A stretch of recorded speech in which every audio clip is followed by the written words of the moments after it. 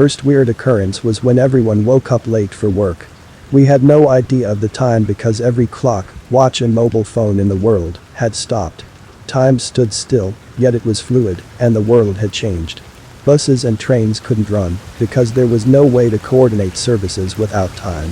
We couldn't go to school because there was no way of knowing when we should attend. Teachers would turn up and there would be no students. Students would turn up and there would be no teachers. Employers couldn't rely on staff to turn up at all. The world had gone barking mad. Deeply deposited in my brain, I have a memory. At least, I think it's my memory, but it could also have been planted there by them. Most memories were removed and replaced with different thoughts, and no explanation for why. I was quite capable of manufacturing my memories, at least before. As a young kid, terrorizing the neighborhood, I was sure I had real memories and real dreams. Real friends, well known to me, and I to them. Friends I knew well. However, very few recollections were retained by me. I possess essential memories such as my parents' identities and where we lived, but most were sucked out at recommissioning. There's one faded, undefined memory, though. It nags me at a subconscious level, and I just can't quite put my finger on it. On the day the clock stopped, I awoke having just finished reading The Day of the Triffids. I had nightmares of plants rapping on my bedroom window in the dead of night and woke, holding the book, which I then read for what I thought was the first time. I wasn't to know then that there were far worse dangers than Triffids. Who or what was responsible for recommissioning is unknown. The memory of the process has been erased from our brains forever. Some believe aliens have assumed control of our world, but there remains no proof of their existence. Other theorists believed a more significant power had changed our lives. Considering the degree of sickness and war on Earth meant that we wouldn't survive in any case, so the responsible parties probably saved the world from extinction. There were a few sightings of the beast before it became common knowledge.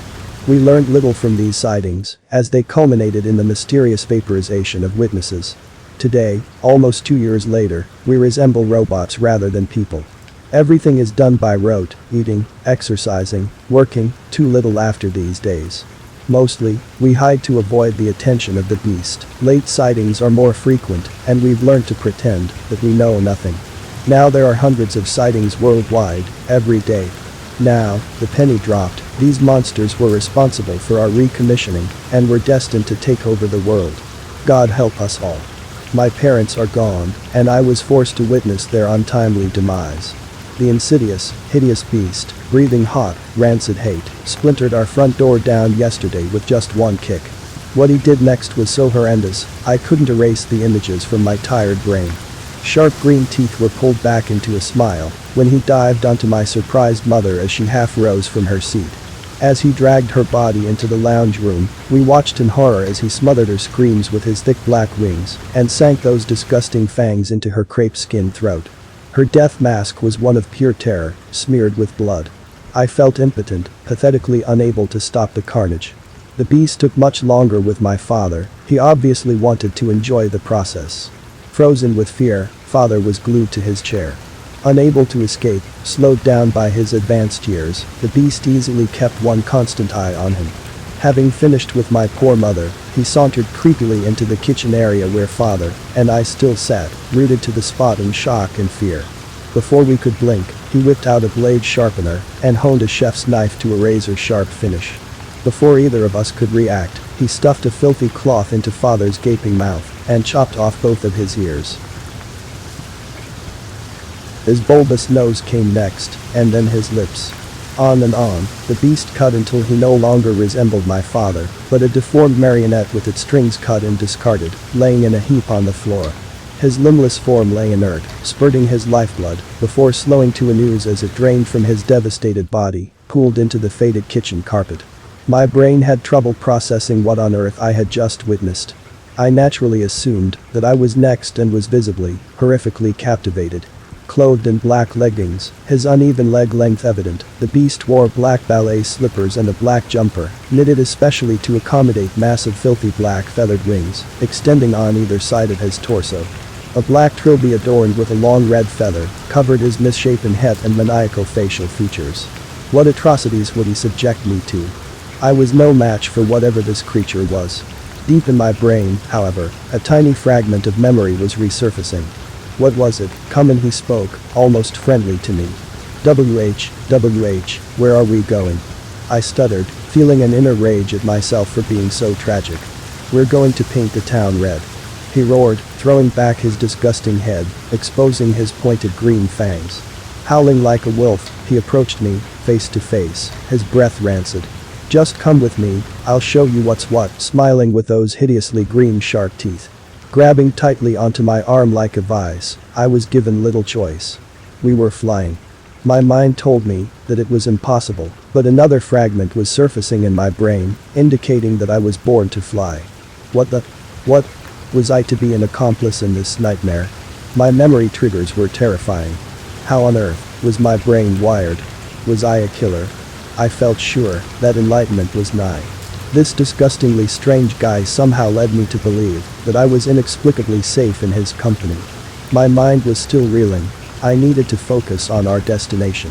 Fishing a black leather pouch from his pants, he tipped a minute amount of ash-like substance into the palm of his hand. Dragging my mortified face close to his, he blew the ashes upwards, and as we both inhaled deeply, we breathed in the foul dust. It tasted like manure, and I didn't actually want to know its origin. Seconds later we were sucked into a giant funnel and released to the marble floor of some sort of cathedral. It was certainly unfamiliar to me, but I felt somehow that it was related to my elusive memory. Well, at least I was alive. I began to feel confident that when the time was right, my evasive memory would shine through. Our current location was clearly not planned, and we'd arrived here by accident. This creature clearly didn't want to be in the cathedral. Dancing on the spot, the ground beneath him burning his feet through his slippers. Interesting. Now certain that my elusive thoughts related somehow to a cathedral. What could possibly be tied to this place? Whoa, here we go again. Swiftly, he yanked my arm once more in his vice-like grip, and we were flying.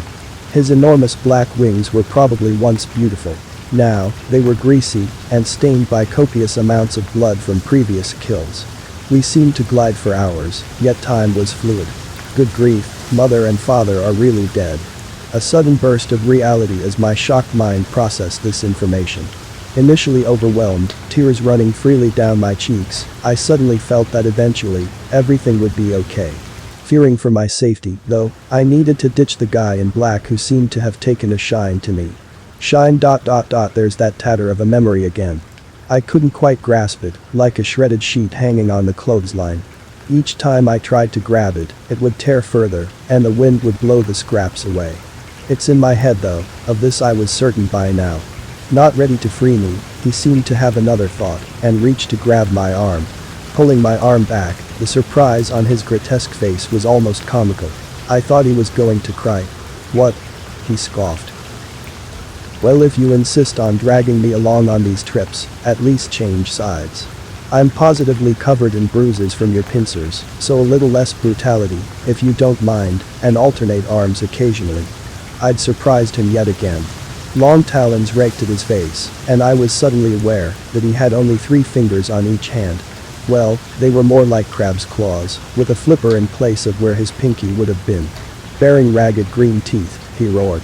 A horrific odor hit my face as I inhaled, and I could detect oily fish, rotten mushrooms, dirty old dog bones and a sweet sickly smell of moldy oranges, leaving a disgusting taste in my mouth. Before I could blink, he grabbed my other arm, and if I wasn't mistaken, he'd loosened his grip a little.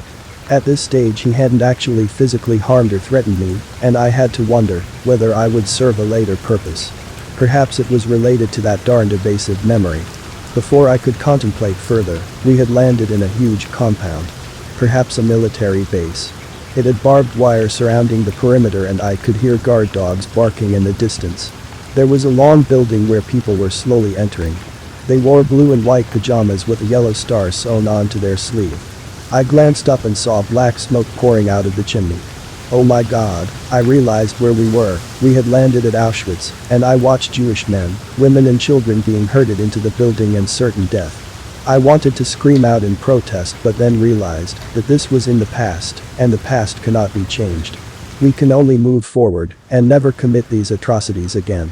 The beast eyed me surreptitiously, wanting to shock me. He sniggered, and I realized his need for me to be terrified and compliant. I pledged at that moment that I would rather die than see a repeat of this nightmare. No sooner had this thought formed when, whoosh, we were off again, soaring through space, and before I could say abracadabra, we fell to earth, landing in a sea of poppies. I felt a tendon in my ankle tear and knew that this would delay any venture for freedom. The flowers, though, were a helpful clue regarding our location. We were in Flanders Field, the era, World War I. The echoing of guns, cannons, and machine guns reverberated around my exhausted brain like a pinball machine.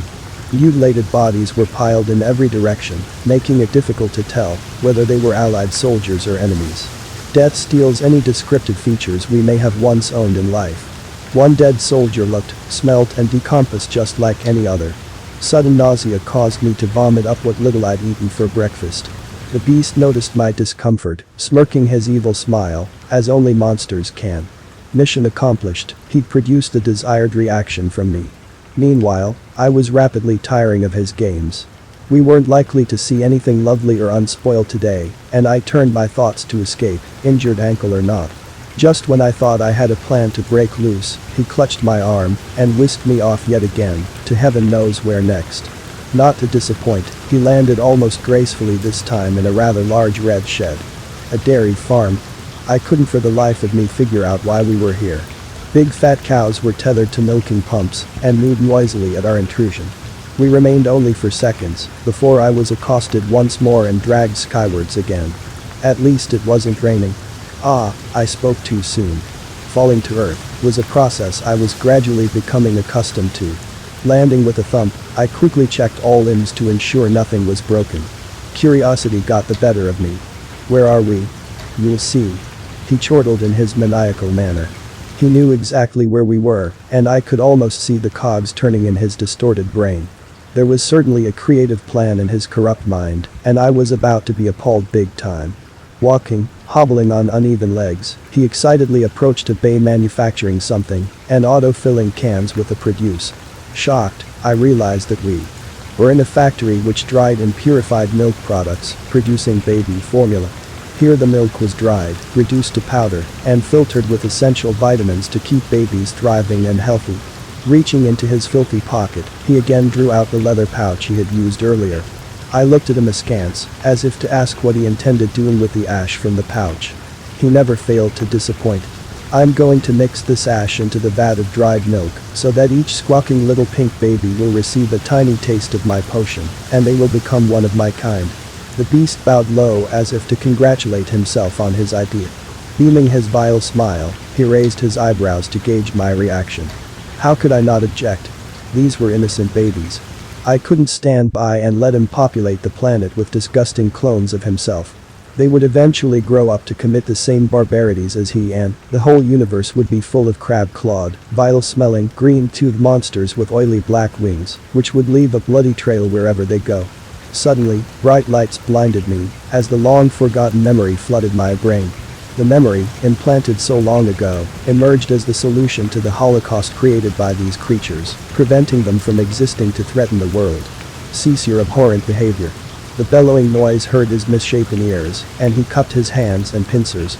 I stood stock still, tossing up whether I could run with a torn ankle ligament when it occurred to me that it was I who had bellowed the warning. Desist your destructive behavior and submit yourself to the fires of hell. You will go willingly, or I will be forced to send you there myself. The black-winged, disgusting, crab-clawed creature half smiled, his green foul smile, but he wasn't quite sure. He made no move to leave, to go to hell, or anywhere else. And who are you to tell me what to do? Moldy teeth and disfigured face, quite sure of himself, but then no one had challenged him before. In a voice of thunder, I revealed the memory that I had forgotten until now. I am the heavenly body of Angel Gabriel, having lived in a human form with human parents preparing for this moment. The beast was shocked, knowing damn well who Angel Gabriel was. Many years ago, when the people were reprogrammed and memories were implanted into our brain, there was always one memory inaccessible to me, until now. Prepared to live in the secular body of an insignificant man, it was challenged that one day I would meet with the likes of you. I and my previously unknown co-conspirators have united on this day to drive your devilish kind back into hell. You and all the other Nephilim. Our human forms have served their purpose, and now we transform to our heavenly image and cast you down to hell where you belong. murder and other grievous sins have no place on this earth. The ugly beast lifted his head, shaking uncontrollably. He took in my pure white garments, my massive pristine virginal white wings, set back behind my shoulders. My shining soul, a beacon, was hurting the beast's eyes, and he covered them with his claws. With that eye, Angel Gabriel pointed both hands sharply towards the ground, and the earth opened before us. Raging fires, screaming, and inhuman noises could be heard as the beast was sucked back into his life in hell. All around the planet, at that very moment, other earthly bodies recalled the memory implanted into their brain when they were reprogrammed. All of the transformed angels declared war on the beast and split open the ground for them to return to hell. After all of the disgusting creatures had been deposited into Hades where they belonged, the angel Gabriels remembered a second implanted memory. The people of the world had been cruel and abusive and did not respect their fellow man, the very reason that their memories were removed in the first place. It was now all of the appointed angel Gabriel's task to ensure that the people nurtured the kind, caring and truthful memories implanted. This way, the beasts could be held at bay, the angels could rejoin their earthly bodies, and the role of the archangels would no longer be needed on earth, but some could guard the gates of hell. I'm an orphan, I thought sadly, but if things go to plan, this new world we have created will be utopia. That has to be worth the sacrifice.